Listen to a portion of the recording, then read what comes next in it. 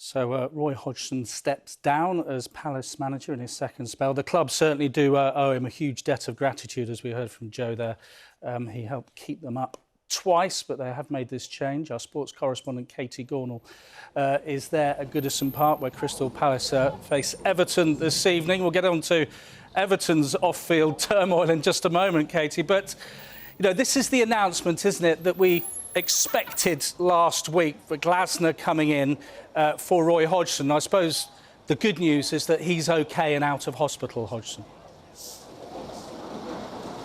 Yes, you're right, Ollie. I think that's the most important thing in all of this, is that Hodgson is out of hospital and understood to be doing well. And speaking to fans here around Goodison, Crystal Palace fans, they've said that as well. They wish Roy Hodgson well. They're sorry the way this has ended, but I think the writing was on the wall for some time. As you say, this was Hodgson's second spell in charge of Crystal Palace. He was given a contract extension after having led them to 11th in his first in last season. So the hopes were high that he could build on that this season, but really form has just unravelled. 2 wins since November, and a number of injuries to deal with as well hasn't made the situation any easier. But he had suffered the discontent of fans in recent weeks. They weren't happy with how things were on the pitch and how the club was being run, and really we expected this news. It's been complicated, of course, by the fact that he was taken ill at training on Thursday, with huge speculation around his future. So no surprise really when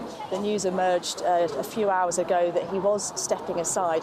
And the club have paid tribute to Roy Hodgson. They've said, the chairman, Steve Parish, has said that he has a special place in the hearts of the club, that he will always be remembered and never forgotten, and also that they owe their continued Premier League status to Roy Hodgson. So this, of course, is not the way he would have wanted things to have ended, but the club have already announced his successor, and they've brought in, as you say, Oliver Glasner at a difficult time, a pivotal time, according to Parish. But he says that this is the man with an outstanding record, and he has faith that this is the man who is going to move them away from the bottom half of the table. They are dangerously close to the relegation zone at the moment. We know he won't be in the dugout here at Goodison Park tonight. Hodgson's assistants, Ray Lewington, will take charge for that game, and he will be in the dugout soon. But he does face an enormous challenge on his hands in the wake of this massive game here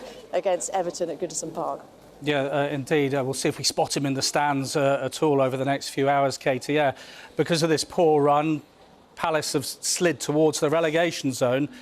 Because of their 10-point deduction, Everton still waiting to see if their appeal is successful against that, because they breached those profit and sustainability rules. They were plunged into the bottom 3, but if they avoid defeat tonight, Everton, they could find themselves with their heads above water.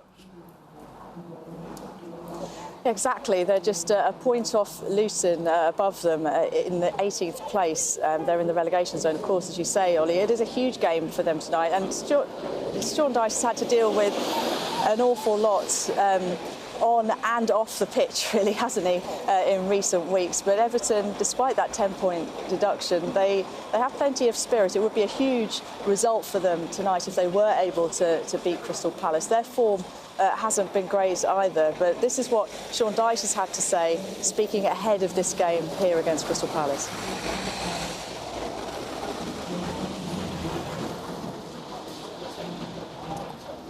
Sorry, Katie, we don't have that. I know that Sean Dyche was talking about all the uncertainty around Palace and Everton, how that's going to add to the atmosphere of uncertainty on both sides there this evening in the Premier League. There's such a lot riding on tonight's result for both.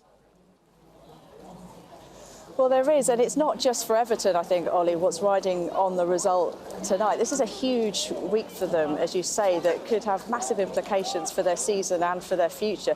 They're awaiting the result of the verdict of their appeal against that 10-point deduction. That should be coming soon. We're not entirely sure when exactly. And really, if their appeal is successful, they get some points back. That would give them a huge boost in their fight to avoid relegation. If they lose that appeal and the 10 points remain, well, that's not just a blow to them now, but equally it could have a bearing on their second charge that they're facing, and how that pans out. It could potentially set a precedent and therefore increase the likelihood that they face a second points deduction for that second charge of allegedly breaching profit and sustainability rules. So we are facing a huge time here at Goodison Park, a pivotal time for Everton, not just for their season, but for their future as well. And all this while the uncertainty amid their takeover from 777 partners rumbles on as well.